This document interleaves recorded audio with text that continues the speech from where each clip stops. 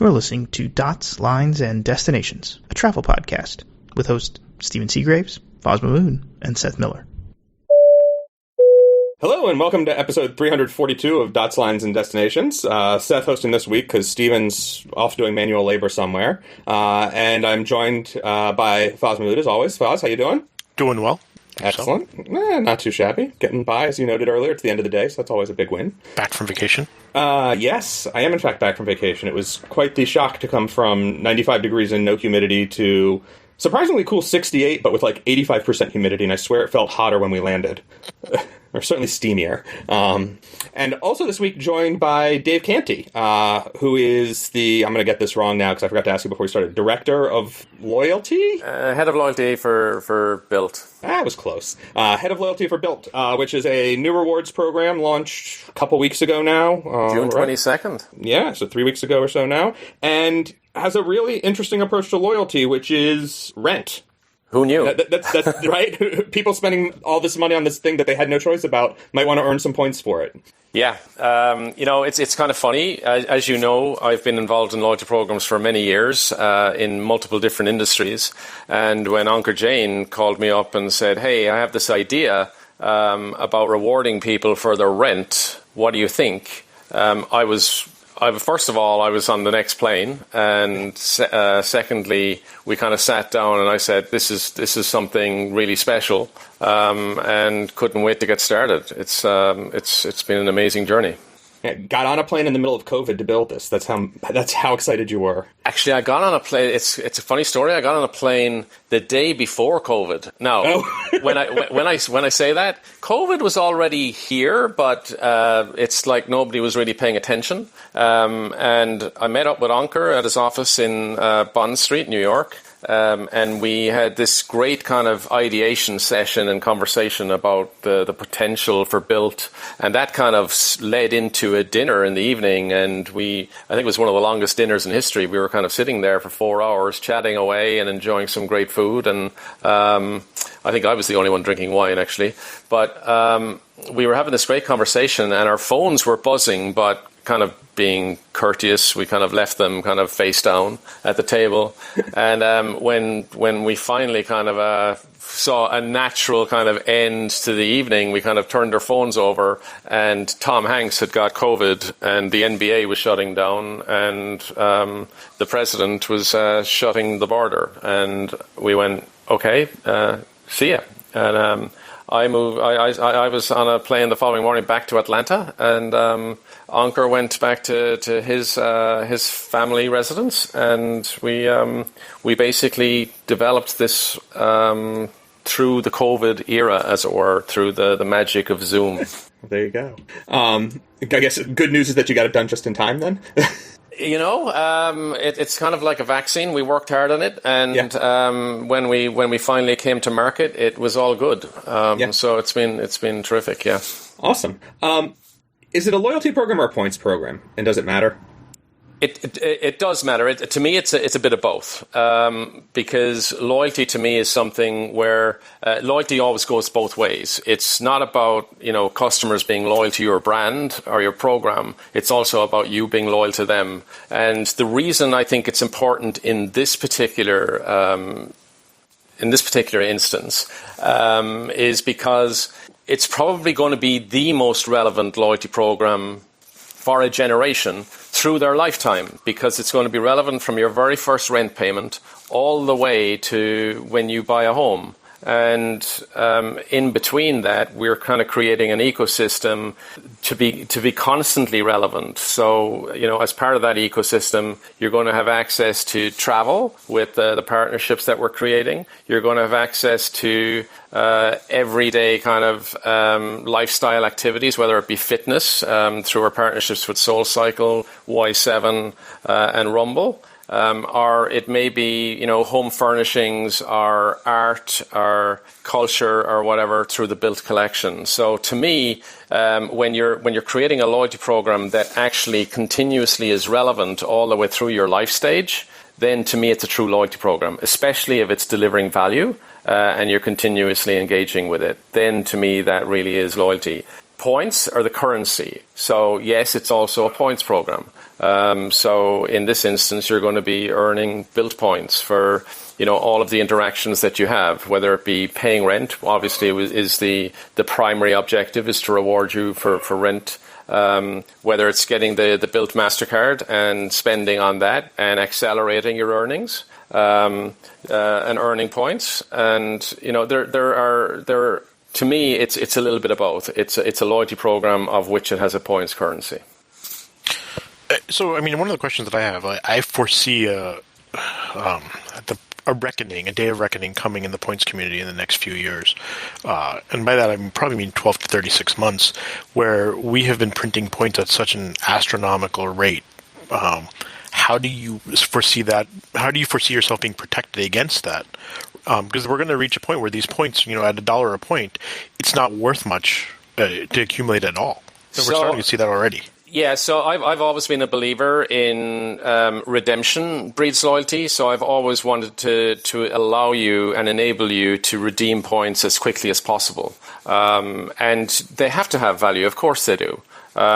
So while there are established programs that have, built up massive points and miles banks over courses of many, many years, there was never kind of a movement to let's actually allow people to use them in the sense that it was kind of passive.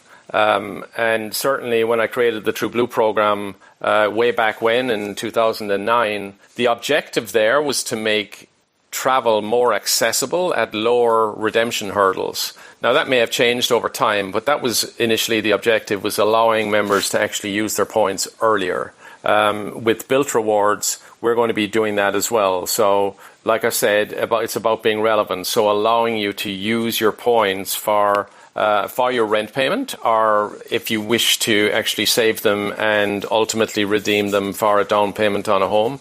I actually think that having redemption options that are truly relevant and meaningful to you make a big difference. So I wanted to make sure that when we were creating this program, we weren't just creating another points program. It needed to be something that had an overall mission. And our mission really is to not only make rent rewarding, but also create a pathway to home ownership. And I think by making sure that you've got those types of targets in play when you're kind of building and creating the program, that allows you to be truly focused on the customer value. And I've always tried to look at it through the lens of the customer. So that's kind of where we started. Okay. I mean, so, I love the concept of pivoting folks to buying homes, but earlier you mentioned you saw it as a lifetime opportunity. But if they're moving into a purchased home, then they're no longer in the rental market. Are you thinking that the program's going to grow to tap into that market some other way? So as they transition to owned estates? Imagine this, Foz. What if you could pay your mortgage with a credit card? That's kind of where I was going. Imagine that. So, and even beyond that, I think what I'm hopeful of is that Bilt Rewards continues to be relevant to the point where you look back and say, Bilt Rewards allowed me to actually achieve my dream of buying a home. And therefore, there's still going to be elements of it that are relevant, whether it be the catalog or whether it be the transfer partnerships and so forth. And obviously the credit card obviously is a significant offering in and of itself. But to Seth's point, we're continuously going to evolve. So imagine what the possibilities are. Awesome. Thank you. Yeah. Along those lines, we've mentioned the travel or the transfer partners and the travel a bit here. I feel like one of the very interesting facets of the program is you are in many ways similar to some of the bank cards in that you're creating a currency that is far more fungible than just earning points with any one program, right? It's the Bilt program, it's Bilt points, but you've got a built-in scheme for transfer out to something like a dozen airlines and hotels, generally all at a 1-to-1 ratio. Mm-hmm. And so, I guess, even if I don't, pay rent anymore, right? I wouldn't qualify. I wouldn't come in at that, but and I'll be honest with you, I'm probably not going to switch over to the Bilt MasterCard because, I get better bonuses through earnings with other cards right now for my spending patterns. But I could see how that could be compelling just sort of on general earn because it does have a good range of transfer partners. Yeah, look, our target initially is addressing the rental community and being relevant to them. I actually do think that we will ultimately become relevant beyond those, but for now, our focus is ensuring that we're making rent rewarding. Yes, we're building an ecosystem that allows you to utilize those points beyond the rent itself. And I think that's really important because it kind of comes back to meaningful redemption. And the fact that we have been creating partnerships at a 1-to-1 ratio shows that we're quite serious about making sure that we're creating value for the member. Every travel partner that we have approached, we've kind of come from the perspective of, look, we want to make sure that our customers feel like they're getting the best value they can possibly get. Now, some of them have come back to us and said, well, we'll do a relationship with you on a 2-to-1 basis or whatever. And we felt that wasn't something that was going to really appeal initially. So we worked hard in building those relationships and developing partnerships that allowed us to give you that 1-to-1 kind of transfer ratio. And I think we also made sure that we were looking at, certainly when we started looking at airlines, we're not looking at having every single airline on the planet, a direct partner of Bilt. But we did want to make sure that we picked the right ones that allowed our members to have access to all three alliances. So essentially, you can literally fly probably 100 airlines using Bilt points because we've got access to One World with American Airlines. We've got access to Star Alliance with Aeroplan and Turkish. We've got access to SkyTeam with Flying Blue and KLM, Air France. And then, obviously, we've got niche partners like Hawaiian that really kind of serve a specific market. And, we will continue to see what partners make sense. But I think kind of out of the gate, from a conversation that began the night that COVID kind of announced itself in a real way, shows that there's been a lot of hard miles done, not just by the loyalty team, but the overall Bilt team as a whole. I mean, the guys that have been working in the engineering side have truly been remarkable in how they've gone about developing this in a very iterative and collaborative way. We started out by looking at the key partners that we needed on the real estate side. And by forming the Bilt Rewards Alliance, that was actually huge because by doing that, we actually got some of the biggest real estate partners in the country to be part of this program. And they got excited as well about the fact that we were building out this ecosystem with travel partners and lifestyle partners and so forth. So yeah, and I guess that's the other thing to touch on here is it's a ton of apartment rental units around the country. Right. I mean, I think the stats in the release were something like millions of units. So they're right now we've got about 2 million units across the country, across all of our partners. We're not live in all of them just yet. We're kind of going in a rolled out kind of phase, and that's deliberate because, as you can imagine, when you're launching a program of this magnitude and with a target audience that is so large, you want to make sure that you do it in such a way that we can manage to it. There's been a tremendous reaction so far. We've got a number of people that have signed up for the waitlist, and we're continuously working through that and releasing people from the waitlist to go through and become a member and enjoy the benefits of that. And it's really exciting. And we continue to get.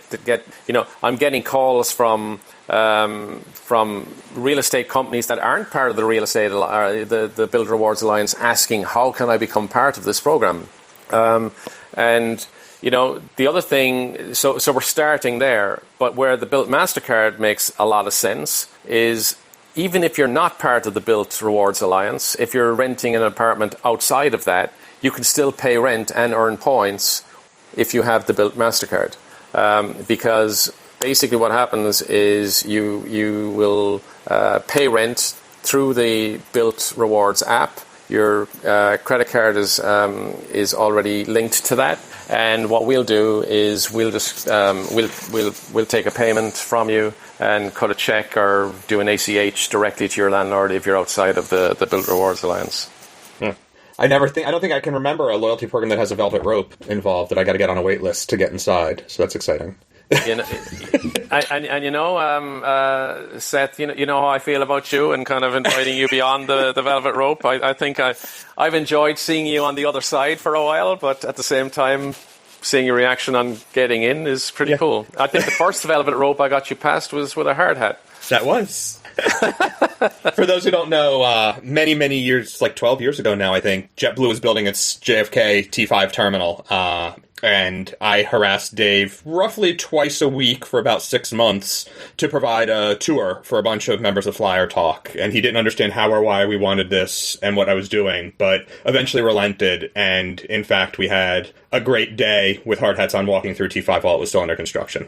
Yeah, it was. I'm surprised we actually didn't require to have steel toe caps as well, because it was literally a building site. But it was great to meet everybody, and I think the thing I enjoyed most was that was the first time I saw people really kind of geek out about a whole kind of airline behind the scenes kind of thing as it was being built. It was pretty cool. I'm going to assume that you won't get the same appeal for apartment buildings under construction. I'm hopeful that when apartment developers start building those things, that they consider this skyscraper or this building should be part of the Bilt Rewards Alliance. So, but will you get the members lining up to take tours while it's still under construction? I'm not entirely sure that they're going to be as interested as you guys were about. A very polite word to use. Thank you. Yeah. Well, if it's aviation themed, you might be able to build the hubbub around it. You never know where we may digress to, but. For now, that's not part of the plan. I guess one of the questions that comes up for me is, what's the incentive to the apartment owners to partake in this? It's a terrific question. I think if you really step back for a second and think about the expense it takes for apartment owners to market their apartments, to find good renters, and subsequently retain them, that can actually add up to a lot of money. With the Bilt Rewards program, this actually becomes an acquisition and retention program for them. So they can attract new renters into their apartments by, offering them, let's say, 10,000 Bilt points for signing a new lease or even renewing a new lease. So there's a lot of value there in the sense that all of a sudden they can work with us. And the other thing as well is, because this program, because we're rewarding on rent, we can actually see every on-time rent payment. So, we're going to be continuously building the credit scores of the Bilt Rewards members, and that's also an attractive thing for the landlords. So, can you touch on how you'd be building the credit score for renters? Because I'm confused about how that would work. Yeah. So one of the things that you're probably not aware of, and Faz, I don't know if you rent today. Do you rent? No, I own at this point. Okay, so anybody who out there rents today, that is probably your largest monthly expense. It's fair to say, and a lot of people don't realize that for their largest outgoing on a monthly basis, that does not get reported to the credit bureaus. When you pay on time, you get 0 credit at the credit bureaus for those on-time rent payments, and that's your largest expense. At Bilt, we're actually going to start reporting on-time rent payments, and by doing that, we're going to continuously help you build your credit score over time. And that actually, it kind of gets back to meaningful benefits again.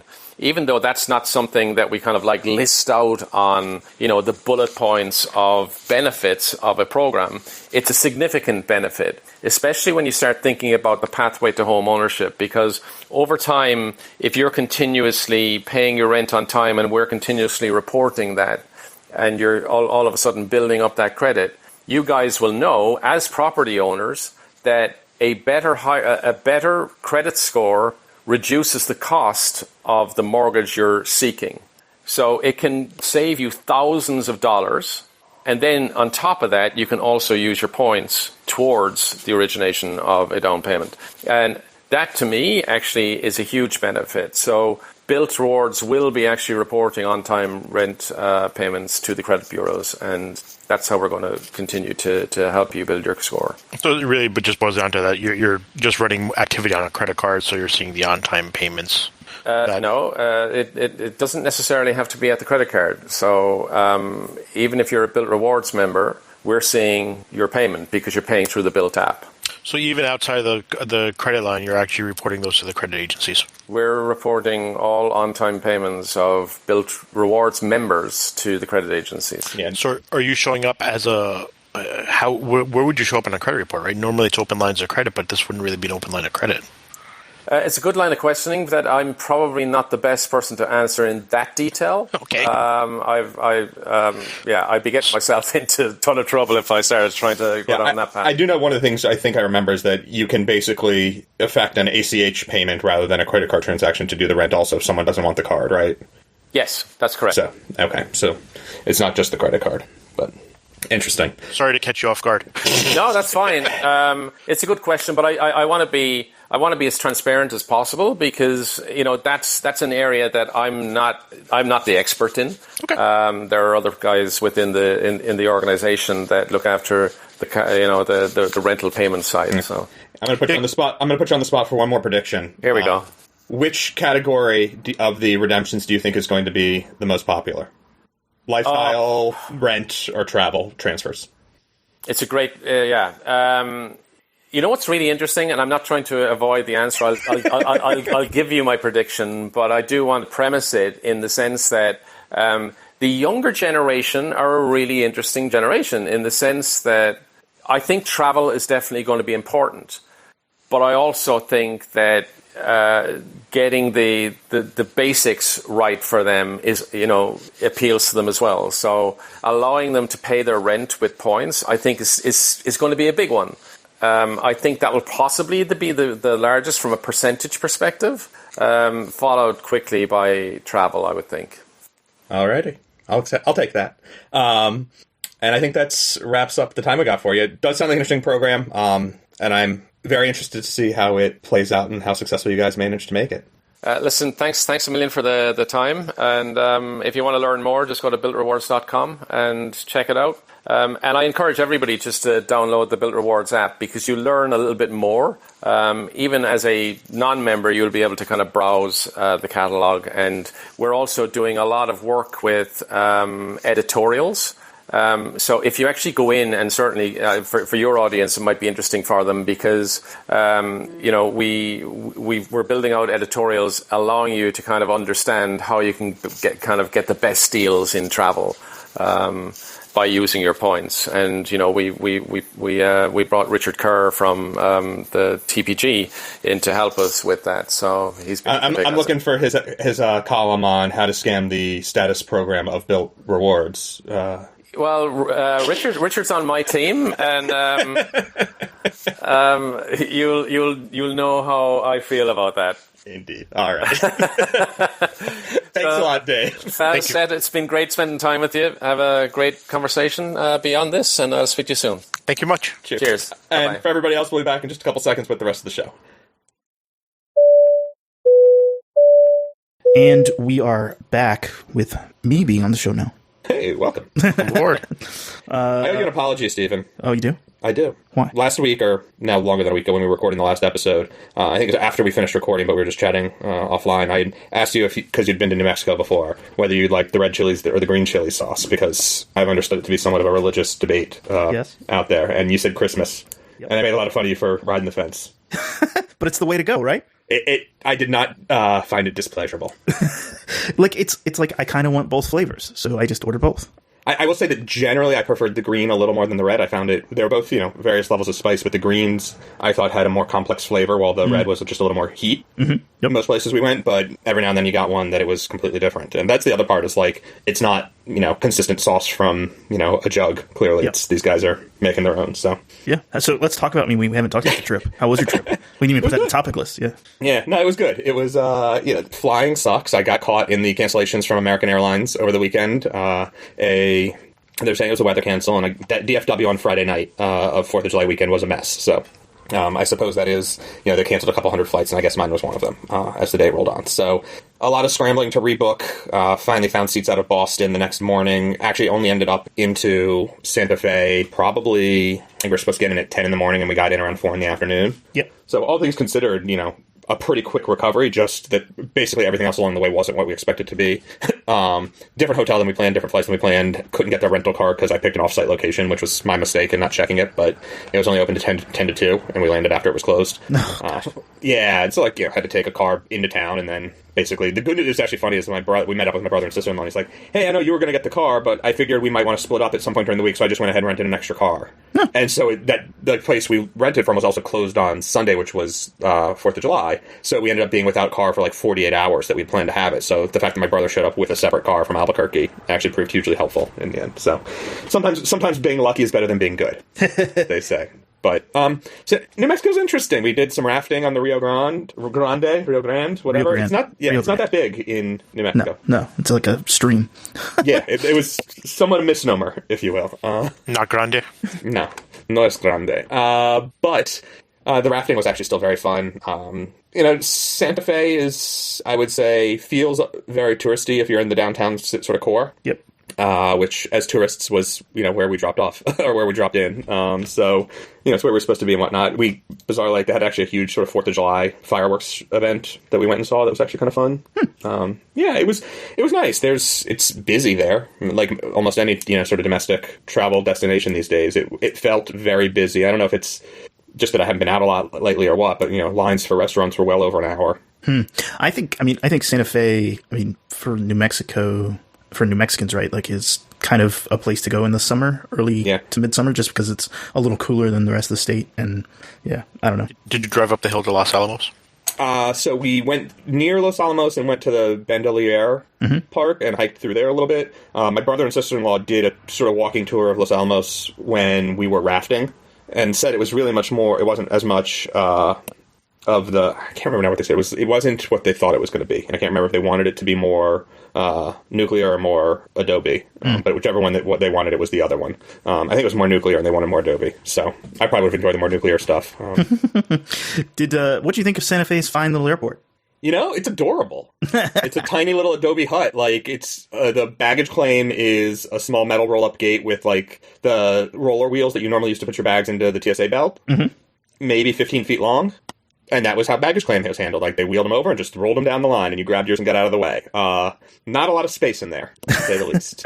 But I got off the plane, I looked over, I'm like, you've got to be kidding me. But then remembered that, like, that's the shtick for the whole town, and it made sense, and it was fine. But it was an adorable little adobe building. I mean, it's a small city. Like, I wouldn't even call it a city. It's a town. Yeah. But yeah, it was pretty funny. So when I saw it, I really was like, what? I mean, I know I picked a small airport. And then the other thing we did, we drove down sort of the length of the state and flew out of El Paso. But we went via White Sands and spent an overnight in Alamogordo, which is the town just off of the White Sands National Park and Missile Range, which is very nice of the United States government to combine those things together. And there's signage like, if you see something that looks funny, please don't pick it up. It might be shrapnel from a missile test. Oops. Yeah, so, good advice. I believe it. But the White Sands are really cool. It's just like pure bleached white gypsum dust all around the middle of, in the middle of the desert, creating these crazy sand dunes. So that was cool to see. So did you, I had to ask then, you didn't take 25 down, did you? We did not take 25. We did the other road. We did the U.S. highway, not the interstate. So you didn't get to go through the best town in New Mexico. Truth and Consequences? Yeah. Hey, man, there was a rocket launch there, or a plane launch. Yeah. That's the base for Virgin Galactic, right? I have no idea. I've used to drive through Truth or Consequences. Or Consequences. Yeah, I used to drive through there quite a bit. Yeah, and I think that's the base or the nearest town for the Virgin Galactic spaceport, actually. Which we're going to talk about in a little bit. We can actually talk about it now if you want. I was trying to segue. Oh, well, you teed it up for me and I whiffed it, so. Yeah. So it launched, right? Like the Virgin Galactic had a launch. Branson went to space. Asterisk. Yeah.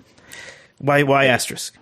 So, in petty idiocy, right, you can debate whether this is actually what happened or not, but I think the commonly accepted is that there has been this sort of race of which of the billionaires is going to go to space first on his company's rocket, Musk, Bezos, or Branson. And a couple weeks ago, Bezos announced that he was going to ride on Blue Origin, I think actually on its first passenger flight.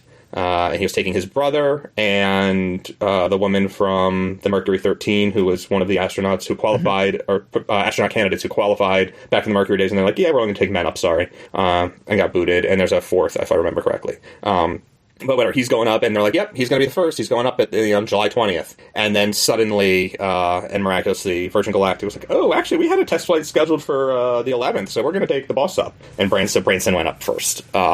And so there's that level of sort of idiocy about it. But the Blue Origin Twitter account shared a infographic noting that the Virgin Galactic aircraft only goes to 80 kilometers. And Blue Origin goes to 100 kilometers, and that's the Kármán line, I believe it's how it's pronounced. Mm-hmm. And so that's the difference. And like it's 96% of the world says you got to go all the way to the Kármán line to be in space, and only the U.S. and a couple other places think it's the lower altitude. And it was just like, you boys with your billions of dollars, stop being such petty assholes. So this is basically like the modern day version of having a big truck. Yes. Well, I'm glad. It's a private enterprise. Yeah. Except that apparently the U.S. government funded the building of the spaceport through some airport grant thing. Oh, lovely. Okay. Anyway, to tune of $200 million apparently. I haven't dug into that, but I saw mention of that at some point. So can I just say that I think it's amazing that we have live video from inside this aircraft while it's hurtling through lower space or whatever you want to call it at Mach 3. But pretty poor video, but they were trying. But let's just say it was more clear than most cameras inside of convenience stores. Or Wi-Fi and United. Bada bing, bada boom, boom. It's a tennis match. You guys knocking them down back there. Not sure which way to look. I thought he was going to go there first. We don't have Ed on the show, so you know. Yeah. Ed would have definitely said that. Yeah, for sure. Yeah. No, it's crazy to me. I mean, it is pretty wild, and I mean, it's cool. I think it's. So Blue Origin's launched from the ground, right? Like it's not. Blue Origin's a rocket. It's a straight vertical launch off the ground. Virgin Galactic is the Burt Rutan designed plane that goes. White Knight 2 is the carrier, and it's like this crazy shaped plane with a center gap that holds the Unity plane. But it takes off and flies up to 46,000 feet as a regular sort of jet, and then drops the spacecraft, which lights a rocket and flies up into space, gets up to 80 kilometers, and then changes shape. It's got this funky, what they call feathering thing, where the tail fins turn to 90 degrees and help control it as it descends, but it descends in free falls, and so you get your zero G time or microgravity time, and then eventually turns back into being a glider and lands as a glider. So it's reusable, which is nice. I mean, this isn't like a new concept, right? Like they used to use for the X-15 and some of these other early experimental rockets. They would launch them from below B-52s and B-29s. Jaeger was launched from the belly of a B-29. So interesting concept, cool concept. Is it long-term sustainable? I guess, right? Like it's a specific size. Like you can't add another rocket to it, right? To make it go higher. I don't believe so. I think the thing that it launches, right, the Unity spacecraft is what it is. Yeah. So I mean, it's a cool concept for tourists, I guess. Yeah. No, this is sort of one of the debates. Is is it tourism? Is it travel? How many points do you get for taking a trip? I guess with revenue-based programs, it's not as big a deal anymore. But if you land at the same place you took off from, that doesn't help your points earning. 0 EQMs. You don't even get a new line. It's just a dot. Yeah. On the plus side, it's a pretty cool dot. How many carbon offsets do you have to buy? Well, this is the real question. Foz is such an asshole. No, you know what? It's actually legitimate. Like, what are you doing? You don't actually go anywhere except up into space, maybe. And, like, what is the impact of doing it? Also, it's still not cheap. There's a lot of talk. Honestly, the video production that Virgin Galactic did was terrible. But there's a lot of talk about, like, democratization of space and how this is going to open up space tourism and da-da-da-da. And I'm like, okay, fine. But in the past, like, a ride to the Mir space station was in the millions to tens of millions of dollars. Yeah. This is going to bring it down maybe to $250,000 for the first few hundred people who want to go. So slashing a couple zeros off the price tag is great, but like we were talking the other day, a couple weeks ago, about that 90-day cruise from Alaska through the Northwest Passage all the way down to Antarctica. Mm-hmm. And I think that was only $65,000 a person for a 90-day trip, not a 90-second trip. Where you actually do something. Yeah. Yeah, I mean, I get where you're going. So. Is Bezos still going in a week? That's the plan. Interesting. Okay. Well, let's see how that one works out. Are they going to live stream that one as well? I'm sure they are. I'm sure they are. I don't know what systems they have on board for sending the data back during the trip. But I got to be honest. Like I was hesitant to watch the one with Virgin just because I didn't want to watch someone die live on television if something went wrong. Like, that's just not my thing. So I waited until I knew it was successful. Is that wrong? Is that the wrong way to experience something like this? No. I almost wanted to stop watching it because the broadcast was so bad. I'm sorry. Yeah. It wasn't good. That's for sure. It was not enjoyable to me. So this other topic, we got a couple of them. I think the big one to me is the news about Porter and their airplane order, which we're recording this on Monday the 12th, but this news came out today, and it's big news to me. Yeah, I think it's big news to everybody. Somewhat. There's a small regional carrier that operates only props out of Billy Bishop Airport in downtown Toronto that can't actually operate jets from that airport, ordering 30 jets with 50 options. I think that's a good question. Yeah. So they've ordered 30 E195s, right? Yeah, with 50 options. With 50 options. One, that's a ton of planes for a small carrier, because they are small. And they are already kind of talking about like where they would fly them, or people are speculating, I guess, on where they would fly them. They published a quote-unquote route map, but it was just a map of potential destinations that might get service at some point. Yeah. The only thing and they also said that they were going to probably fly them to Mexico and didn't put any dots from Mexico on the map, so... So, Fuzz, you were going to say something? Sorry. Well, I mean, presumably they clearly can't fly out of Billy Bishop. Then the question is, does Pearson have the capacity? So they got Pearson, Halifax, Trudeau, which is Montreal, and Ottawa, all listed. And I want to say that both, at least Pearson and Montreal, are slot limited. And Pearson is, like, especially during the summer, is an absolute crap shoot if you'll make it in or out. Yeah. It's really going to be interesting to see how they pull that off. Especially because, well, the counterpoint to that is both Air Canada and WestJet have significantly reduced capacity, and so they must think that they're going to be able to get some of those slots, that the capacity will stay depressed for an extended period of time. So they had originally looked at the C-Series. The C-Series, yeah, the A220. What's now the A220? But I guess they opted for the E195s because they can get their hands on them? I don't know. That's probably part of it. Mm-hmm. Right, the original C-Series order was for the smaller, the CS100, which is now the A220-100, which is about the same number of seats as the E195 E2, maybe slightly smaller. But it was also predicated on them extending the runway at Billy Bishop and letting them use jets there. And they sort of tried to hold Toronto. They used Montreal to try to force Toronto's hand, if you will, right? Good business for Montreal when the C-Series was being built there, but it would force people in Toronto to do something, and as I understand it, those cities and provinces don't really like each other, so it didn't work out so well. But, I think probably delivery is a big part of it now. One of the interesting things that I'm sure the E2 is better, but when I talked to folks at Breeze Airways about the E1s, the E190s and 195s that they picked up from Azul, one of the things they mentioned was that the break-even economics of the planes gets really, really hard after you do a 2-hour stage length. Anything longer than that. And everything that Porter's putting on the map is longer than 2 hours. So that's interesting. So are you saying then that the A220 is a better long stage length airplane? Yes, but it's arguably worse at shorter stage lengths just because of strict costs, like minimum of operating costs. So, but the 195 is a 2.2 in the back, right? Yes. So maybe that's part of the drive. Same number of seats, though. Yeah, but from a passenger experience, it's a better experience. And huge windows. I like the jets. I mean, I think they're nice to fly on. Are they getting rid of their Q400s as part of this? Nope, they're going to keep the regional operations at Billy Bishop. That's what I was kind of wondering about that, because when the border does open up, there's a preference when flying to Toronto to flying to Bishop.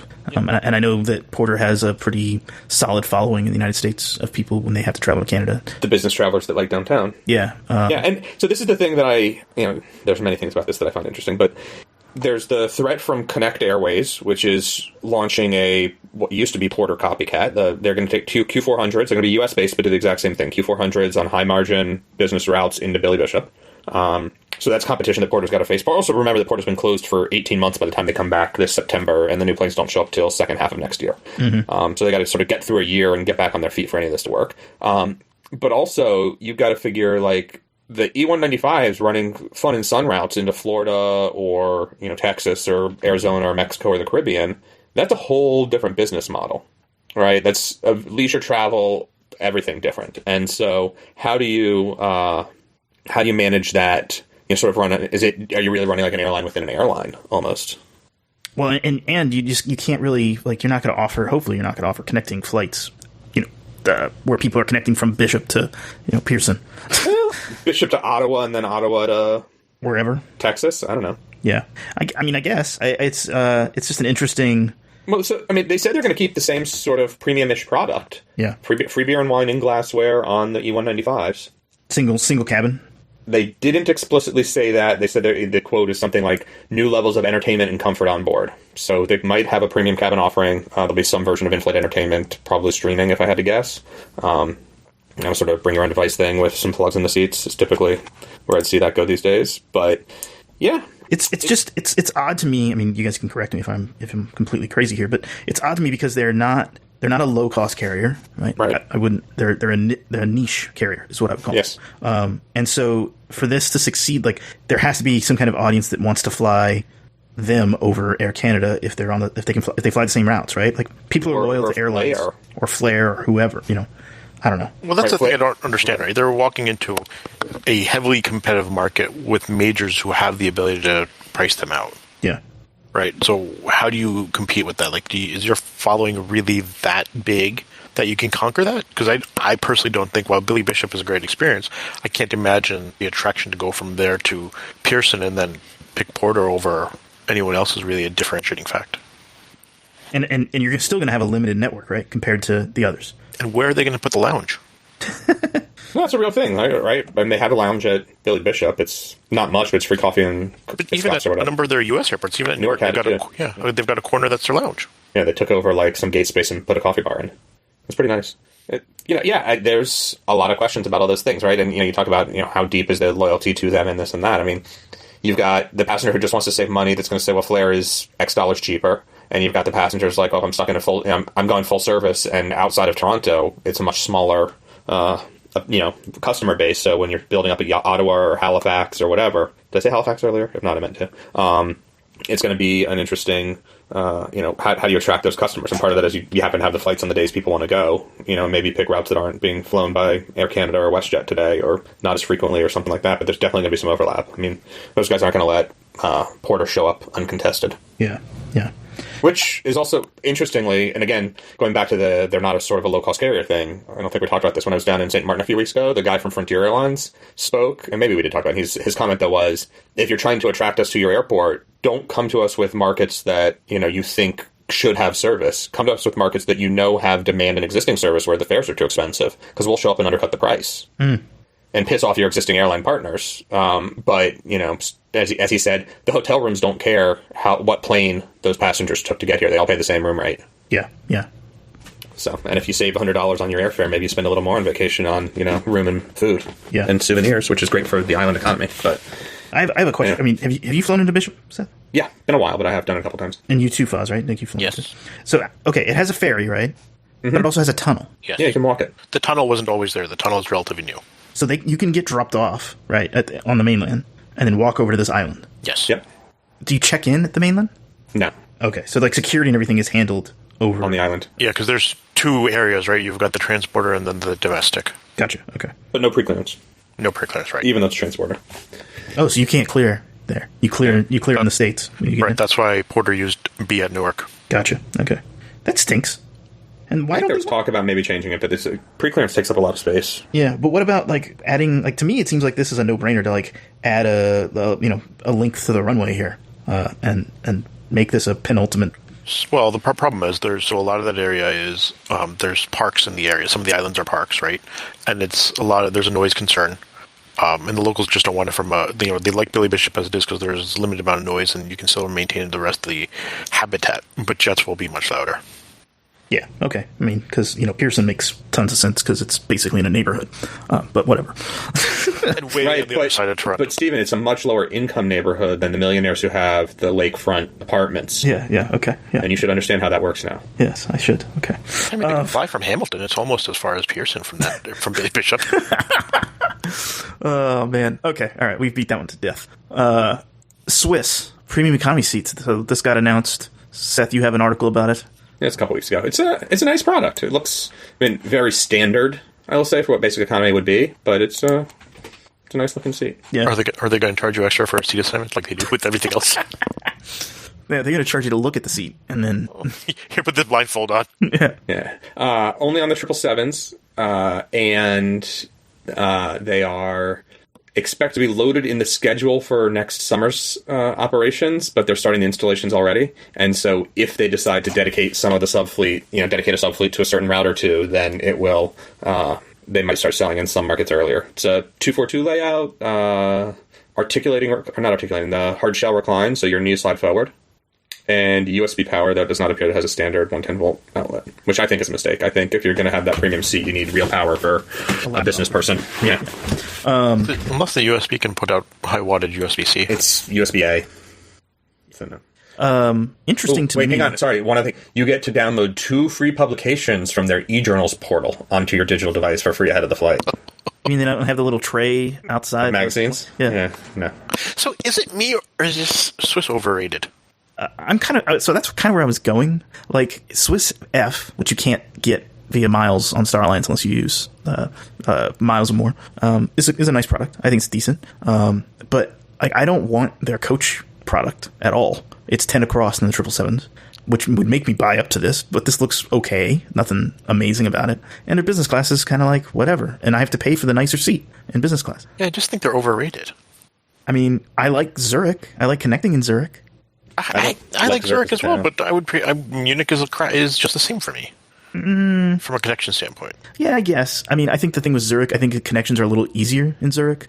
Not if you have to take the train. It's just like Munich at that point. But the train moves at you. Yeah, but the train, but like in Munich, like doesn't it? Isn't that the one that they like to have the Yes, captain? yes, yes. But like but like in Munich, right? If you land on the U.S. arrivals side, right, and you have to connect like that, and with the new terminal, that can be a huge. I mean, you could be a 45-minute walk. Oh, because geez. What? 45 minutes? How slow do you walk? I don't run. That's for sure. Well, we know that. You still made the flight to Honolulu. Yeah. I mean, Episode 56, I think. So you walk slower now is what we're learning. Yes. After that especially when I'm with you guys. Especially with Foss. Otherwise, bad things might happen. But yeah, I mean, I don't see.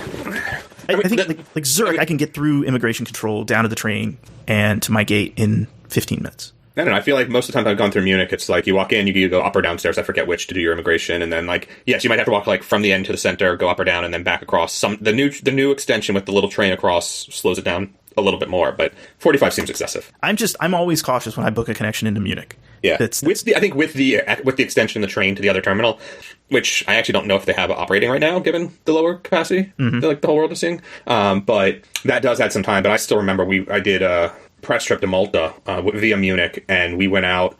They double boarded someone or something. It was a super weird, the same boarding pass got used twice, and eventually they threw a guy off the plane and his bags. But it took like an hour to figure that out, so we were pretty late getting out, and still had time for a quick shower beer in Bresel on the way on the connection. So not the worst in the world. So do you think it's overrated, Seth? Swiss, that is? Swiss? My answer to that is going to be, do you guys remember when there was the mistake fare, was it Munich to San Francisco in business class? I chose the United flights over the Swiss flights. That's when we got to meet B. Yeah. So that's my answer there. And part of that is aside from a lot of things, I actually enjoy chatting with the flight attendants, and I find that US-based flight attendants are more likely to, whether it's a good conversation or not, are more likely to be willing to engage. I think the Swiss, I think that's a good point. Like the Swiss flight attendants are much more formal and will not have conversations. I know my wife loved Swiss on the way back to JFK, but other than just that one flight, I've flown them through Europe quite a few times. I've flown the business class product. I don't particularly enjoy it. I don't find it that great. I feel the Swiss flight attendants make the German flight attendants look hospitable. The Lufthansa ones? Yes. Yeah. Well, like Lufty, I will say this, I will give Swiss this credit. They don't keep it at like 90 degrees in the cabin. That is the plus of Swiss. Lufthansa, on the other hand, is like, we're going to sweat you out. You're going to need that shower when you land. What you didn't know is you signed up for a sauna. Mm-hmm. Mm-hmm. It's getting all the toxins out of your system. So, yeah, to our European listeners, like, these idiots. I'm pretty sure most of our U.S. listeners are saying the same thing. Yeah. That's different than any other day, how? So, last topic, and then we'll wrap it up. I want to ask you guys a question. I talked to Foz a little bit about this. I'm looking at maybe going to Europe in August. I've heard that. And what do you 3 or 4 months now. What do you think, Seth? Like, you made a comment in the chat that you wouldn't go to Europe right now. It's not on my list, and I'm not entirely sure I have an answer for why. I say that I'm going to London in 4 weeks, probably. So, like, hypocritical asshole Seth, there he is. But you're doing that for the JetBlue flight. I'm doing it for the JetBlue inaugural. I wish the JetBlue inaugural was later, and it was when Europe was a little more stable, for lack of a better word, right? Like, I think part of it is we're seeing a resurgence in infection rates here in the U.S. because the Delta variant is now running wild. But also, my trip to St. Martin, one of the challenges was figuring out just the logistics of it. I'm not that worried about a false positive test getting me stranded somewhere. I know that is one of your big concerns. Yeah. Respect that that doesn't run on the top of my list. I'm more worried about just it's a silly thing because what it really boils down to is an extra couple hours at either end of the trip and an extra $100. It's a pain in the ass, is what you're saying. But it's a pain in the ass, and it really does affect sort of how I feel about the travel experience in a way that I even surprise myself when I say it, but like it makes me want to, it's not that it doesn't make me want to travel, it makes me want to not travel because it's just enough of an annoyance. I don't feel it's worth it for me. That's not to say everybody else should feel that same way. And like, I'm used to traveling in ways that are annoying and obnoxious because I book flights like that. Like it's sort of like my raison d'etre. You booked the slow train from Bratislava to Budapest? I did. But we had a lovely snowball fight when it broke down. Soon we are building it. But like, I don't know, it was like coming home from St. Martin and just dealing with the paperwork and dealing with, being stuck outside waiting for them to process the other passengers and what that means time-wise for the trip. Again, it was an hour out of the trip, but it left an impact. On this last trip to Santa Fe and New Mexico, the in-flight experience, no food on board, like those sorts of things, it sucks. It sucks. And so, like, do I want to do 8 hours of that? Not really. I kind of feel like 3 or 4 hours of it is enough. I'm just ready to travel. I feel like I don't want to be around Americans. I think that's where I'm at this point. So, I mean, right, like all of the U.S. destinations that I would typically think of are very crowded. I'm not. I don't want to go to any. Right. So I understand that, and I think there's still plenty of, but not massive numbers of U.S. tourists that have gone to Europe. Right. So that's not so. Now the other thing I guess I would say is I know your wife's a teacher, so you can't do it after the school year starts. But man, I think it's going to really chill out after the school year starts. You think it'll be even slower and quieter in Europe after? I think it'll be much August? quieter. Yeah. Into September. Also, like Europe in August, I don't know what it's normally, what it's going to be like this year, but normally like the continent goes on vacation, so you got to deal with like their sort of local / domestic holiday and what's going to be open, and restaurants are closed and not all the, like things like that because the smaller proprietors also go on vacation then, because it's not like they cash in on the tourism business, they take their damn vacation. Yeah. I wonder, when do you guys think the U.S. government will lift the testing requirement for vaccinated tourists or vaccinated citizens coming back? Because that to me is like, it's one of the more idiotic things I think we're doing. As far as like, we don't have any logic for it. It's we other countries are like, come on in, you're vaccinated. But we're like, don't come home. Get a test, even if you're vaccinated. Maybe they don't want you to come home. I mean, it could be. But do we have a chance of this going away in the next? I mean, I think I saw the Biden administration had said not anytime soon. Any thoughts, Seth? The closest I've heard is most people expecting that the mask mandate won't be renewed when it expires in September for transport. And I understand that. I'm not sure I'm happy about it, but I understand it. Beyond that, we'll see. I don't know. I think that would be a good time to do it if you're going to do it. I think my best guess is that the U.S. government is waiting for higher vaccination levels in Europe before it starts to feel that way. My point is like, I understand even for U.S. citizens who are vaccinated returning, I think it's probably not scientifically supported, but the concern there is a vaccinated person hanging out with a whole lot of unvaccinated people is a potential breakthrough carrier. Yeah. Well, and two, like it's the airlines are already having to police this. So it's just easier if they police one thing. Everyone's got to have the test, right? Than trying to sort it all out. Yeah. Although, who's actually policing it? Like that'll just rolls to the airline. Yeah. So if, show me this test or show me your vaccine card or whatever. I mean, I guess the other question I have is I wonder how much of it is based on it's a little harder to fake a test result than to fake a vaccine card. True. Yeah, that's true. And the U.S. government won't support a digital repository for validating the cards. So, yeah, it is what it is, man. Unfortunate. Anything else you guys want to talk about? I have something minor. Oh, so let's hear it. Well, Seth triggered it for me in regards to... So, do I owe you an apology now, too? He is triggering. No, not yet. So, I can only do one apology per episode. That's my limit. There's a little tongue-in-cheek here, but there's also an element of seriousness here. So, when all this started a year and a half ago in regards to coronavirus, right, one of the things that happened is coronavirus saw their sales tank pretty substantially because the number of people associated the virus with coronavirus. With the Delta variant... You see where this is going. I see it. Seriously, do we see Delta being negatively impacted by all the hubbub around the Delta variant being talked? There was a bit of a meme thing going around the other day about that, like the irony of Delta being so aggressive about keeping seats blocked and whatever, and not being saddled with the, why don't they call it the? I think in the thing I thought was like, why don't they call it the United variant? But because it's fun to shit on United, but. Yeah, I mean, I guess when we're talking about it, like people are like, I've heard it actually referred to in the news. They were just like, oh, Delta's just causing a lot of issues and blah blah blah. And I'm like, really? The airline is. That's where my brain goes. Well, now we know why their flights are why they're having so many delays and cancellations. Yeah, it's the variant. It's the variant. Oh man! All right, no apology for that. No, we've been talking for way too long though. Yeah. All right, guys. Well, to our listeners, thanks for listening. Thanks for supporting us. To our Patreon subscribers, and we can find us on Twitter @DotsLines. More dots, more lines.com. Till next time. Happy travels. Bye bye. Take care. See you later.